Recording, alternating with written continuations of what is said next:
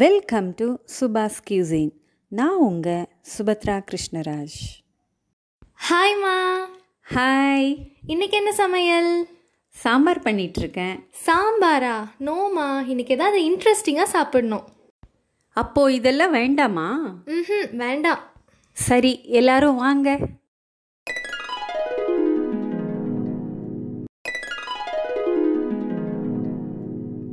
சரி, வேற என்ன செய்யணும்? பன்னீர் இருக்கா? இருக்கு. அப்போ நீங்கள் போய் உட்காருங்க. நான் உங்களுக்கு ஒரு டிஃப்ரெண்ட்டான டிஷ் இன்னைக்கு செஞ்சு தரேன். இது வரைக்கும் இந்த டிஷ்ஷை நீங்கள் சாப்பிட்டே இருக்க மாட்டீங்க. Wow, super. அப்படின்னா இன்னைக்கு எனக்கு ஃப்ரீயா? சான்ஸே இல்லை மம்மி. நீங்கள் தான் எனக்கு வெஜிடபிள்ஸ்லாம் கட் பண்ணி கொடுக்க போகிறீங்க. சரி, பண்ணிட்டா போச்சு. முதல்ல 4 தக்காளி, 3 பச்சை மிளகா, 2 காஞ்ச மிளகா, 1 துண்டு இஞ்சி, இதெல்லாம் எனக்கு கட் பண்ணி தர போகிறீங்க. ஓகே.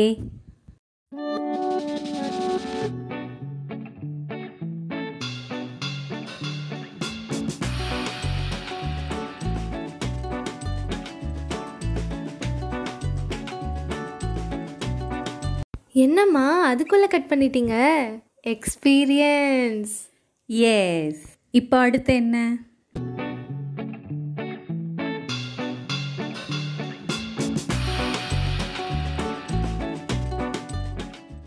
முதல்ல ஒரு கடாயில் எண்ணெய் ஊற்றிக்கலாம். அது சூடாகட்டும். இப்போது 1 ஸ்பூன் ஜீரா, 2 பட்டை, 4 லவங்கம், 2 ஏலக்காய், 2 பிரிஞ்சி இலை எல்லாம் சேர்த்து நல்லா பொரிய விடணும். இது கூட நம்ம எடுத்து வச்சிருக்கிற 2 காஞ்ச மிளகா, பச்சை மிளகா, இஞ்சி, தக்காளி இது எல்லாம் சேர்த்து நல்லா வதக்கிக்க போகிறோம்.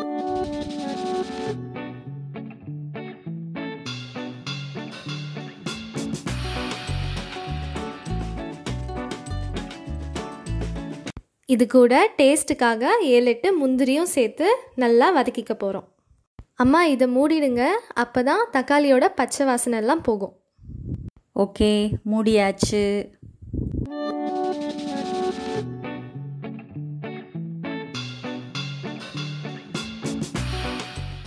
அம்மா தக்காளி வெந்துருச்சான்னு பாருங்க. இன்னும் இல்லை, இன்னும் நல்லா கொஞ்சம் வெந்து சுருங்கணும். ஓகே, அப்போனா நம்ம பன்னீர் கட் பண்ணிக்கலாமா? ஓகே. அம்மா ஒரு பீஸ் பன்னீரை மட்டும் துருவிக்கலாம், மற்றதெல்லாம் க்யூப்ஸாக கட் பண்ணிக்கலாம். ஏன் அப்படி? ஏன்னா துருவின பன்னீர் போடும்போது கிரேவி நல்லா டேஸ்ட்டாக வரும். அப்படியா? சரி.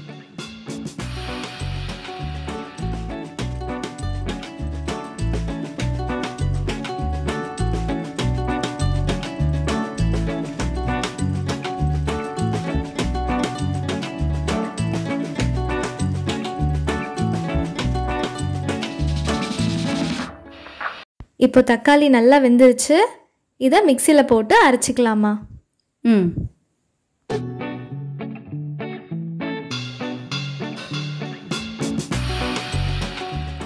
அரைச்சாச்சு.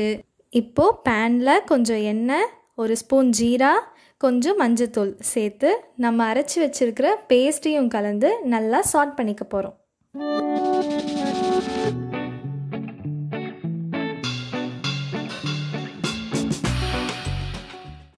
இப்போது கொஞ்சம் மிளகாய்த்தூள், கொஞ்சம் தனியாத்தூள் சேர்த்து நல்லா சாட் பண்ணிக்கலாம்.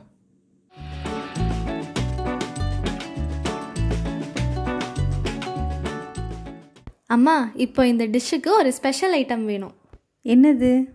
நீங்கள் வீட்டுக்கு சாம்பிராணி போடுவீங்கள்ல, அந்த கறித்துண்டு வச்சுருக்கீங்களா?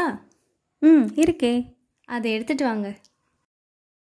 இப்போது அடுப்பை ஆன் பண்ணி அது மேலே இந்த கறித்துண்டை வச்சிடலாம்.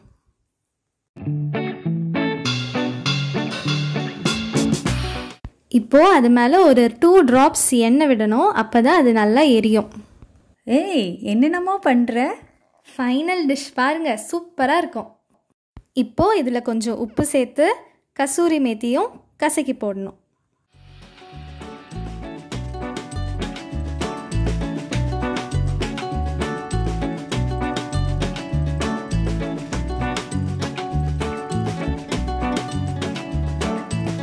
இந்த அளவுக்கு சுருங்கி வரணும், அப்போ தான் டேஸ்ட் நல்லாயிருக்கும்.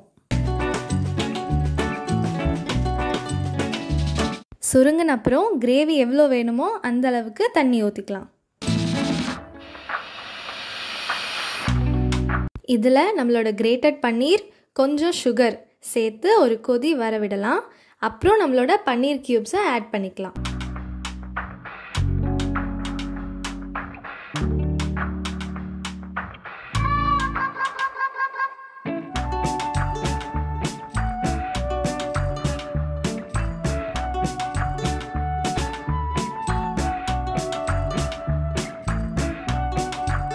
ஒரு பக்கம் கிரேவி நல்லா வெந்துட்டுருக்கு, இன்னொரு பக்கம் கறி துண்டு எரிஞ்சிட்ருக்கு.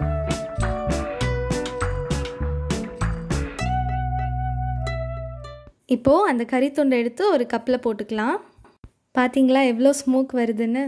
இந்த கப்பை எடுத்து கிரேவியோட சென்டர் போர்ஷனில் வச்சு 2 drops ஆயில், கொஞ்சம் பெருங்காயத்தூள் சேர்த்து பட்டுன்னு மூடிடணும்.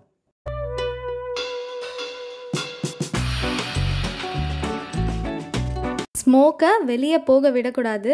ஸ்மோக் கிரேவியில் நல்லா ஸ்ப்ரெட் ஆக விடணும். இதுதான் இந்த டிஷ்ஷோட ஸ்பெஷலே. ஓ அப்படியா?